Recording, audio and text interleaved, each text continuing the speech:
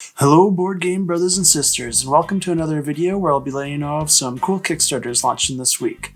And the first one I have for you is launching on May 5th, and it's called Sea of Legends. And in this game, 1 to 4 pirates are going to be competing to become the most legendary in an open world, narrative-driven game on the open sea. This one's especially interesting to me because the decisions players make are going to change the outcome of the game, but they're also going to affect each other. This one also comes with some cool minis, and the artwork on the board looks really nice as well, so it looks very well produced. One thing to note with this game is it does come with a companion app.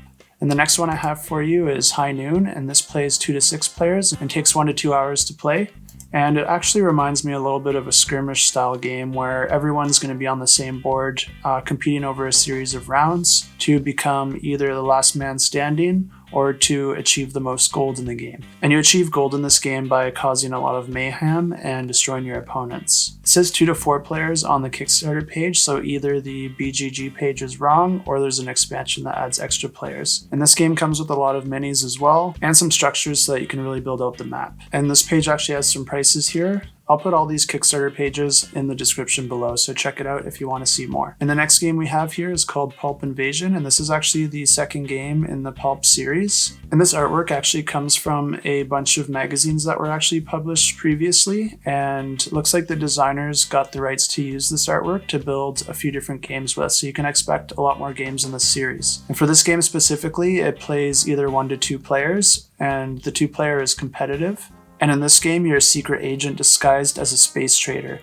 and you're sent to infiltrate 3 alien races, and if you can find and obtain all their secret weapons before time runs out, you win the game. And then on May 6th, we have Euthia, which plays 1 to 4 players and can take 1 to 8 hours to play. So this game is actually inspired by RPG video games, and you can really see it come through with the different ways that you can interact with the map. So you can explore, mine, trade with merchants, fight, and do all those crazy things that you can do in the towns in an actual RPG game. One thing to note with this is if you back in the first 24 hours, you'll get a free miniature. I always recommend backing these games up front so that you don't miss out on the early birds like this, and also you help them unlock stretch goals. And then when you get the email for the 48 hours remaining, it's always good to check and see if this is a game that you want to keep your pledge in on. So this game looks quite large, but it only actually has 3 scenarios, and in each one you're going to be killing a different dragon. And all the players are going to be competing to get the most reputation, and the player with the most reputation wins the game. And this is the part of the video where I go over campaigns I backed last week. So the first campaign I backed is called Mini Express, and I really just backed this at the $1 pledge right now so that I get the notifications, and those will remind me to actually look into this, because I know Mini Rails was very loved by the community, but I've never actually had a chance to play it, so I just want to look into it a little bit more and see if this is a game I think I'll like. The price point is actually pretty nice on this, so if it's a good game, it's definitely worth the price. And then the next campaign I backed is not a game at all, but these board game clips. So I actually tried to find clips like this before at the hardware store, and I couldn't find anything that really worked great. These are really nice because they hardly cover any of the board, and they're designed to clip onto the thickness of standard board games. And they're just a nice thing to have to help keep your board from sliding around and to keep those folded boards flat when you unfold them. The cool thing with this is they actually come in a bunch of different shapes, so you have corner pieces and even some for hex boards. So I bought a nice mix of these, and I would like to keep them in the boxes,